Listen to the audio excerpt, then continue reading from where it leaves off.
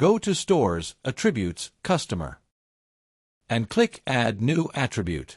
Fill in default label and attribute code to identify the attribute on the front end and in the admin panel.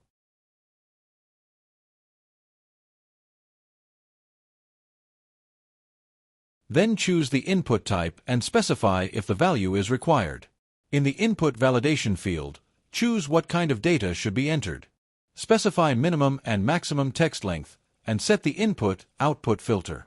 Specify minimum and maximum text length, and set the Input-Output filter.